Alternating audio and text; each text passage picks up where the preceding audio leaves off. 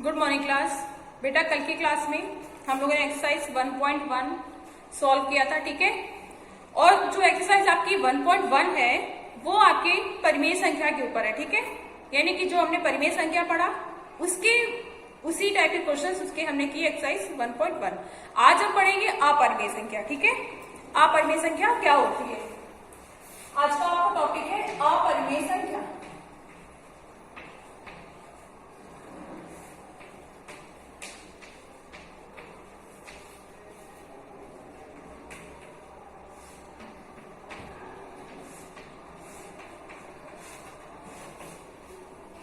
देखिए बेटा, परिमेय संख्या में हम लोगों ने पढ़ा था कि ऐसी संख्याएं जो P/Q के रूप में लिखी जा सकती हैं तथा जिसमें Q इज नॉट इक्वल 0 होता है, ठीक है, वो आपकी सारी परिमेय संख्या कहलाती है। सेम इसका उल्टा हो जाएगा अपरिमेय संख्या, यानी कि ऐसी संख्याएं जो P/Q के रूप में नहीं लिखी जा सकती हैं तथा जिसमें Q जो है इज नॉट इक्वल 0 नहीं होता, यानी Q 0 भी हो सकता है, ठीक है। वो जो होती है आपकी, यानी कि ये भी हो सकते हैं कि इज नॉट इक्वल 0, ठीक है, वो आपके जो होते हैं अपरिमेय संख्या होती है। जैसे कि आपकी कोई भी अगर संख्या है जिसे रूट में दी हुई है, ठीक है, जिसे √2 दिया हुआ है, मान सपोज ये आपको दिया हुआ √2, तो जो √2 है ये आपकी अपरिमेय संख्या है, ठीक है। यानी कि P/Q के रूप में इसको हम नहीं लिख सकते, ठीक है, P/Q के रूप में इसको नहीं लिखा जा सकता है और इस तरह की ये संख्या जो होती है वो आपकी अपरिमेय संख्या कहलाती है, ठीक है। उसके बाद जैसे यहाँ पे दिया हुआ है आपका वे संख्याएं जो P/Q के रूप में रही हैं, जहां P और Q पूर्णांक हैं और Q इज नॉट इक्वल 0, अतः आप ये कह सकते हो कि ये आपकी कई संख्या है, परिमेय संख्या होती है। बट अगर इसका जस्ट अपोजिट किया जाए तो वो आपकी अपरिमेय संख्या होती है। इसको इंग्लिश में बोलते हैं इरेशनल नंबर, ठीक है। उसकी वजह से यहाँ पे दिया हुआ है √2, √3, √15, ये सारी जो संख्याएं होती हैं, एग्जाम्पल आपको दिया गया है, ठीक है। अपरिमेय संख्याओं के जो एग्जाम्पल्स है, √2 हो गया, √3 हो गया, ठीक है, √15 हो गया, ये जो है आपकी या पाई हो गया, पाई की वैल्यू क्या होती है 22/7 होती है, ठीक है। इस तरह की जो संख्याएं आपकी होती है वो सब कैसी होती है, अपरिमेय संख्या होती है, ठीक है। उसके बाद यहाँ पे आपको दिया हुआ देखिए वास्तविक संख्या क्या होती है, कह रहा है कि वास्तविक संख्या क्या होती है, ठीक है। हेडिंग है आपकी नेक्स्ट, बोला जा रहा है कि परिमेय संख्या और अपरिमेय संख्या, मतलब दोनों प्रकार की संख्याओं को जो हम एक साथ लेते हैं, एक साथ लिया जाता है, ठीक है, या एक साथ इकट्ठा किया जाता है, ठीक है, संग्रह किया जाता है, तो उससे जो संख्या प्राप्त होती है उसे हम वास्तविक संख्या बोलते हैं, यानी कि रियल नंबर बोलते हैं, ठीक है। परिमेय संख्या और अपरिमेय संख्याओं के संग्रह से जो संख्या प्राप्त होती है उसे हम वास्तविक संख्या बोलते हैं, ठीक है। उन्हें वास्तविक संख्याओं का नाम दिया गया है।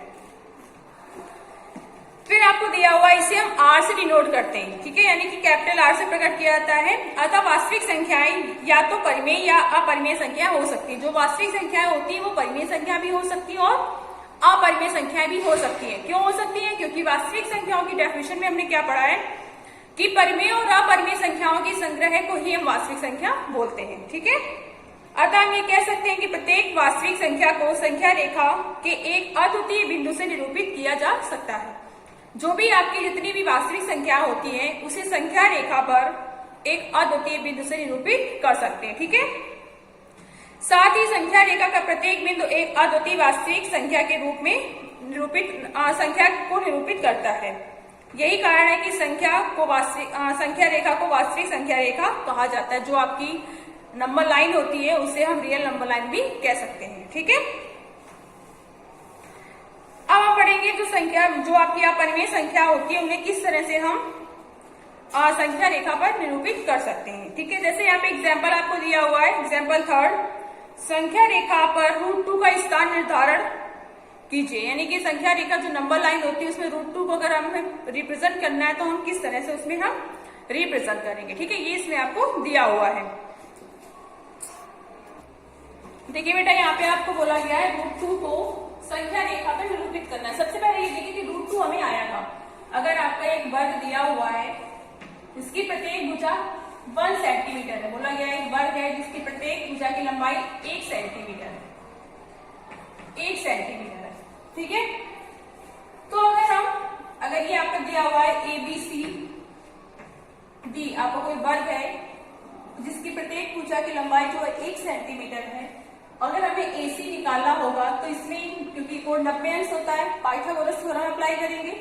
पाइथागोरस थ्योरम से क्या होगा, AC स्क्वायर जो होगा वो AB square plus BC square के बराबर आएगा, यानी 1 square plus 1 square 1 square 1 plus 1 is equal to, जब AC इज इक्वल लिखेंगे तो √2 हो जाएगा, क्योंकि जब यहाँ से स्क्वायर हटेगा तो यहाँ पे क्या लग जाएगा, रूट लग जाएगा। ठीक है, यानी कि जो आपका √2 है वो आपका यहाँ से मतलब कि जो वर्ग है जिसकी हमने भुजा ली 1 सेंटीमीटर, उसका डायगोनल है, उसका क्या है, विकर्ण।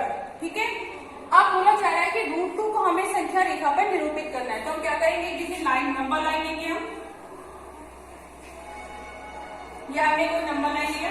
ठीक है, आपको पता है कि ये पॉइंट मिड पे 0 होता है, राइट साइड पे पॉजिटिव नंबर चलते हैं, लेफ्ट साइड पे नेगेटिव चलते हैं। ठीक है, मान लीजिए ये आपको कोई -1 -2 इस तरह -3 है -4, ये आपका +1 +2 +3 एंड +4। ठीक है, उसके बाद देखिए बेटा, ये जो आपको दिया है यहाँ पे 0 से 1 सेंटीमीटर, ये जो यहाँ से यहाँ तक की 1 सेंटीमीटर डिस्टेंस है। ठीक है, और 1 सेंटीमीटर डिस्टेंस हम ऊपर भी लेंगे इस तरह से, यहाँ पे एक हम वर्ग का निर्माण करेंगे, वर्ग बनाएंगे, क्योंकि आपको पता है कि वर्ग से ही आपका √2 आया है इस तरह से। ठीक है, तो यहाँ पे देखिए हमने एक वर्ग बनाया है,